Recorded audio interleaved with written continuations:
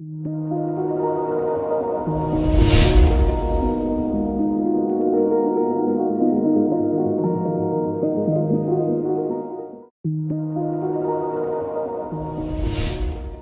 बच्चों, so welcome back in our next lecture video. हमने आपको याद होगा एक सीरीज चलाई थी जिसका नाम था कॉन्सेप्ट बिल्डर सीरीज। इसके अंदर हम स्पेशली उन सारे टॉपिक को लेकर आते हैं जिन टॉपिक में बच्चों का मैक्सिमम डाउट रहता है, ओके, या जहाँ ज़्यादा कन्फ्यूजन है। इसी सीरीज में आज जो हम बात करने वाले हैं उस टॉपिक का नाम है सोर्स डॉक्यूमेंट और origin of transactions. Okay, real और प्रैक्टिकल लाइफ में ये बहुत इंपॉर्टेंट चैप्टर है because as an accountant, as a businessman, you must know कि किस ट्रांजेक्शन के लिए कौन सा डॉक्यूमेंट यूज होता है, कितने डॉक्यूमेंटेशन कैसे करते हैं। जनरली टॉपिक बहुत बार बच्चे स्किप कर देते हैं, टीचर स्किप कर देते हैं, but this is one of the most important topic और एग्जाम्स में इसे बहुत सारे क्वेश्चन कवर करता है। So let's begin. देखो, इससे पहले कि सोर्स डॉक्यूमेंट क्या है हम एक बार जान लेते हैं इसका कॉन्सेप्ट, ये जरूरी क्यों, why it is important to understand और learn the source document. Okay, so see, ये तुम्हारा एक बिजनेस है और ये हम इस बिजनेस में क्या बेच रहे हैं। मान लो हम इस बिजनेस में मोबाइल बेच रहे हैं, ये हमारा एक मोबाइल स्टोर है, ठीक है। कहाँ पे है ये? संबलपुर के एक टाउन में एक स्टोर है ये मोबाइल का। हमारे दुकान में एक व्यक्ति आते हैं तो कितने खुश हैं क्योंकि इनको नया मोबाइल चाहिए। मान लेते हैं इस व्यक्ति का नाम है राम जी। इनको एक नया मोबाइल चाहिए, हमने इन्हें मोबाइल दिखाया एंड इज़ वेरी सेटिस्फाइड और हमने इनको मोबाइल सेल कर दिया। अगले दिन एक दूसरे व्यक्ति हमारे दुकान में आते हैं। मान लेते हैं इन व्यक्ति का नाम हमने पूछा तो इन्होंने अपना नाम बताया शशि और ये बोलते हैं कि सर आपके यहाँ से हमने एक मोबाइल परचेज की थी और वो मोबाइल में रिटर्न करना चाहता हूँ बिकॉज मोबाइल डिफेक्टिव है। अब जहाँ तक हमें याद आ रहा है कि हाल फिलहाल में हमने ऐसे किसी व्यक्ति को कोई मोबाइल सेल नहीं किया, लेकिन बिजनेस में बहुत लोग आते हैं तो हमने सोचा कि हो सकता है हमने सेल भी किया हो। अब सोचो एज ए बिजनेसमैन तुम्हारे सामने दो सिचुएशन आ सकता है। पहला, हो सकता है ये बंदा, ये पर्सन हमारे दुकान से मोबाइल परचेज ना किया हो और ये अपना डिफेक्टिव मोबाइल हमारे दुकान में रिटर्न करने आ गया हो, है ना। अगर हम इसका सामान मोबाइल रिटर्न ले लेते हैं देन इज प्रॉब्लम कि हमारा लॉस हो जाएगा। हो सकता है कि बंदा जेन्युइन हो, हमारे दुकान से मोबाइल लिया हो और हम नहीं लेते हैं रिटर्न तो मार्केट में हमारा नाम खराब होगा, गुडविल खराब होगी, है ना। सो दोनों केस में हमारे पास प्रॉब्लम है। ऐसा बोलते ना, एक तरफ कुआं है दूसरी तरफ खाई है। तो सॉल्यूशन क्या है? हम भी कम नहीं है, हमने इनसे पूछा कि ओके सर, अगर आपने हमारे दुकान से खरीदा है तो कोई एविडेंस दिखाओ। कैसे मान लें कि आप हमारे दुकान से खरीदे हो? और एविडेंस में क्या दिखाओ? इस मोबाइल का बिल दिखाओ। इन्होंने एक बिल हमें दिखाया। जब हमने बिल को चेक किया तो पाया कि ये बिल हमारे दुकान का नहीं है, ये बिल किसी और दुकान का है, यानी हमें मोबाइल वापस नहीं लेनी है ना। अब सोचो ये हम ट्रैक कैसे कर पाए, क्योंकि इसमें एक डॉक्यूमेंटेशन, द एविडेंस था, दैट इज बिल, है ना। सोच के देखो कितना इंपॉर्टेंट। अगर ये बिल या ऐसा कोई एविडेंस ना होता तो हमारे साथ प्रॉब्लम होती। दूसरे एग्जांपल में आते हैं। मान लो हमारे दुकान से एक आशीष नाम के व्यक्ति ने एक आईफोन लिया 50,000 का, ठीक है, लेकिन किसमें? On credit. ये हमको बोल गए कि आपका पैसा 1 महीने बाद दे जाएंगे। जब हम इनसे पेमेंट मांगने गए तो ये बोलते हैं मैंने तो लिया ही नहीं, आप जबरदस्ती के मेरे से पैसा मांग रहे हैं। अब सोचो अगेन, अगर हमारे पास कोई प्रूफ ना हो, कोई डॉक्यूमेंट ना हो, तो can we recover our money? Answer है नो। सो दैट्स वाई हर ट्रांजेक्शन के एविडेंसेस और एक रिटन डॉक्यूमेंट होना जरूरी है और वही हम इस चैप्टर में पढ़ने वाले हैं। ओके,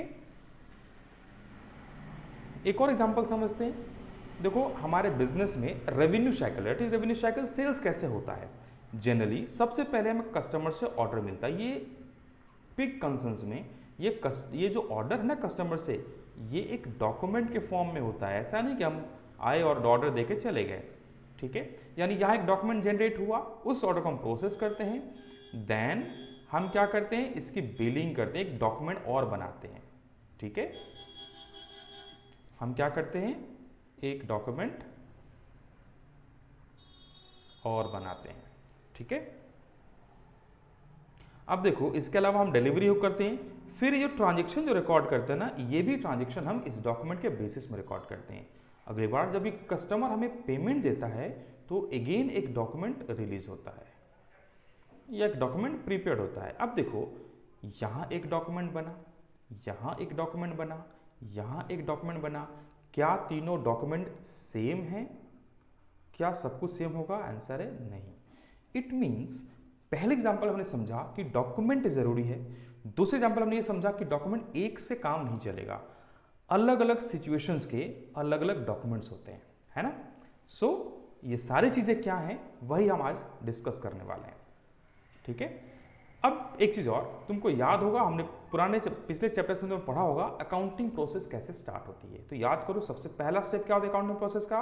वेरी करेक्ट, ये होता है आइडेंटिफाइंग बिजनेस ट्रांजेक्शंस। फिर हम क्या करते हैं, पहले बिजनेस ट्रांजेक्शन को आइडेंटिफाई करते हैं, देन क्या करते हैं, इसको रिकॉर्ड करते हैं। कहाँ? जर्नल या सब्सिडरी बुक में, है ना। उसके बाद इसकी क्लासिफिकेशन एंड पोस्टिंग होती है लेजर में, फिर समराइज करते हैं ट्रायल बैलेंस में, फाइनेंशियल स्टेटमेंट में, या बैलेंस शीट वगैरह बनाते हैं। फिर एनालिसिस होता है, इंटरप्रिटेशन होता है, वो यहाँ पर हमने कवर नहीं किया। ये जो पहला स्टेप है कौन सा? Identifying business transaction. ये पहला स्टेप कैसे होता है? It is done with source document, है ना। सो इन तीन एग्जाम्पल हमने समझने की कोशिश की कि सोर्स डॉक्यूमेंट क्यों इंपॉर्टेंट है। अब इनको हम अगर समअप करें तो ये बोल सकते हैं सोर्स डॉक्यूमेंट क्यों इंपॉर्टेंट है। पहला कि आइडेंटिफाइंग बिजनेस जो ट्रांजेक्शन होता है अकाउंटिंग प्रोसेस का, वो इसी पे बेस्ड होता है। दूसरा, ये एक एविडेंस है, जो बुक में हम ट्रांजेक्शन रिकॉर्ड करते हैं उसका एविडेंस है। ठीक है, नेक्स्ट देखो, जितने भी हम अकाउंटिंग में अकाउंटिंग तुमने कॉन्सेप्ट पढ़ा होगा, ऑब्जेक्टिविटी कॉन्सेप्ट आपको याद होगा, हमने डिस्कस किया था कॉन्सेप्ट कन्वेंशंस, है ना। कॉन्सेप्ट कन्वेंशन के अंदर एक कॉन्सेप्ट था ऑब्जेक्टिविटी कॉन्सेप्ट। वो क्या बोलता था कि जितने भी ट्रांजेक्शन तुम बुक्स में रिकॉर्ड कर रहे हो, it must be supported by a written document, written evidence. क्यों? इससे मैनिपुलेशंस कम होंगी, इससे अकाउंटिंग पे रिलायबिलिटी बढ़ेगी। अगर मान लो ऐसा डॉक्यूमेंटेशन ना हो तो आज अकाउंटेंट को अच्छा लगा, मन में आया तो सेल्स रिकॉर्ड कर दिया, ऐसा होता है क्या? नहीं, उसके मन में आने से कुछ नहीं होता। सेल्स का डॉक्यूमेंट जनरेट होता है और डॉक्यूमेंट के बेसिस को अकाउंटिंग करता है ना। जनरली क्या होता है, हर ट्रांजेक्शन को जो ट्रांजेक्शन होता है उसका डॉक्यूमेंट क्रिएट होता है, उस डॉक्यूमेंट को सेपरेट फाइल में मेंटेन किया जाता है और वो फाइल हम अकाउंटेंट को दे देते हैं, जिसको देख के वो अकाउंटिंग करता है ना। तो ये सारे रीजंस हैं जिनकी वजह से सोर्स डॉक्यूमेंट के बारे में जानना जरूरी है। अब आते हैं सोर्स डॉक्यूमेंट आखिर है क्या, जिसके बारे में इतना बात कर लिया। अगर तुम इस पिक को ध्यान से देख रहे हो तो कुछ ना कुछ हम ढूंढ रहे हैं ना। तो व्हाट इज सोर्स डॉक्यूमेंट? ये एक रिटन डॉक्यूमेंट है, यानी सोर्स डॉक्यूमेंट हमेशा क्या होगा? राइटिंग में होगा। इसमें क्या होता है? डिटेल्स होते हैं। किसके डिटेल्स? ऑफ ट्रांजेक्शंस के, जो भी ट्रांजेक्शन हुआ उसके details.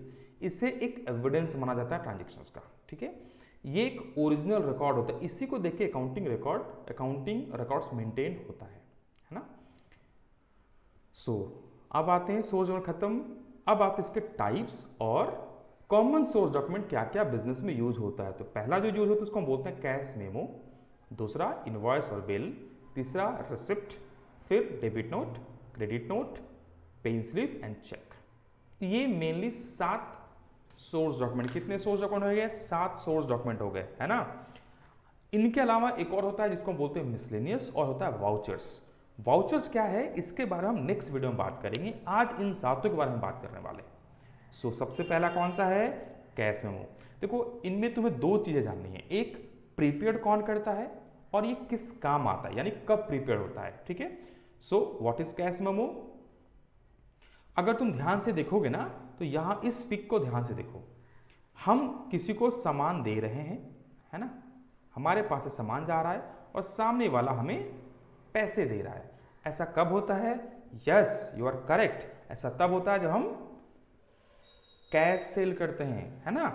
So it is prepared by कौन बनाएगा? सेलर। लेकिन याद रखना कब बनता है? ऑन कैश सेल्स बनता है ना। सो कौन बनाएगा? सेलर। लेकिन कब बनाएगा? जब सोल्ड अगेंस्ट गुड्स हो। ये अपना आप में एज एन एविडेंस का काम करता है ना। किसके लिए? Seller as well as buyer के लिए। नेक्स्ट आते हैं स्पेसिमेन ऑफ कैश मेमो। आखिर कैश मेमो बनता कैसे या दिखता कैसे है? तो देखो ये है कैश मेमो। सबसे पहला कैश मेमो प्रिंट होगा, यहाँ कंपनी का नाम प्रिंट होगा। से मान लो हमारी कंपनी का नाम है एनटी लिमिटेड, तो यहाँ प्रिंट होगा। यहाँ इसका एड्रेस होगा, मान लो हमारा एड्रेस है संबलपुर उड़ीसा। डेट मान लो 0/1/2020, ठीक है। बायर का नाम से हमने सामान बेचा विपुल तिवारी को। कहाँ रहते हैं ये रहते हैं तिवारी गली में। ये कहाँ है? तो ये संबलपुर में है। क्या बेचा हमने? 2 रेडमी का फ़ोन बेचा, क्वांटिटी 2, रेट मान लेते हैं 12,000 है, यानी यहाँ कितना आ गया 24,000। अगर टैक्स वैसा तो मिला के यहाँ डिटेल डाल देंगे, है ना। दिस इज और specimen of cash memo. I hope समझ में आया। Let's begin. अब आते हैं इनवॉइस और बिल। देखो यहाँ पर सामने वाला पैसा सामान तो दे रहा है, लेकिन ये पैसे नहीं दे रहा है ना। इसका मतलब क्लियर, ये कब बनता है? ऑन क्रेडिट सेल बनता है, ठीक है। तो इनवॉइस क्या है? ये भी एक डॉक्यूमेंट है, यानी रिटन डॉक्यूमेंट है। कौन देता है? याद रखना, सेलर देता है बायर को, ठीक है। कौन बनाता है? Of course seller. कब? On credit sale. ये याद रखना है, कब बनता है? क्रेडिट सेल में। क्या होता है इसमें? डिटेल्स लाइक गुड्स किसको बेचे, बायर का नाम, क्वांटिटी कितनी थी, और टोटल सेल अमाउंट कितना है, रेट वगैरह, ये सब होता है इसमें। याद रखना एक चीज़ और, देखो इनवॉइस कौन बोलता है? सेलर। सेलर इसे इनवॉइस बोलता है और बायर इसे बिल बोलता है दोनों एक ही चीज़, दोनों अलग अलग बोलते हैं। For buyer it is bill, for seller it is invoice, ठीक है। अब आते हैं स्पेसिमेन ऑफ इनवॉइस। कैसा दिखता है? देखो फर्स्ट में ये है इनवॉइस बिल, दिखा, गुड। ये यहाँ जो है डिटेल दिया हुआ है, दिस इज कॉल्ड सेलर्स का नाम और एड्रेस। लेफ्ट हैंड साइड में क्या है? Details of buyer. मिडिल हमने क्या लिखा है? डिटेल्स ऑफ गुड्स सोल्ड, है ना। डिटेल्स में क्या? क्वांटिटी, रेट, ये सारी, डिस्काउंट कुछ दिया तो डिस्काउंट, ये सारी बात इसमें लिखी होती है। आई होप समझ में आया। सो लेट्स आगे चलते हैं। नेक्स्ट है मीनिंग ऑफ रिसिप्ट।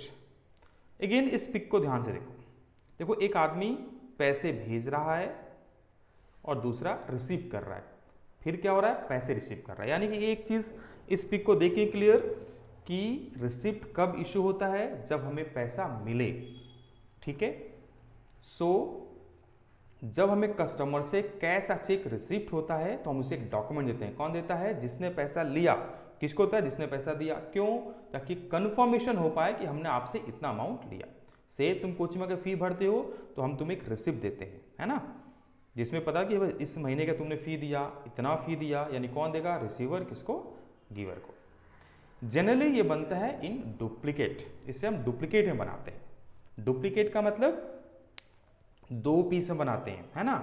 तुम्हें अगर कोचिंग का फी पे करते हो, देखना ओरिजिनल वाला हम काट के तुम्हें दे देते हैं, है ना। जो ऑफिस स्टाफ है वो काट के तुम्हें दे देता है, और जो उसकी कार्बन सेकेंड कॉपी है वो खुद रिटेन कर लेता है ना। So original copy is handed over to payer and duplicate is retained by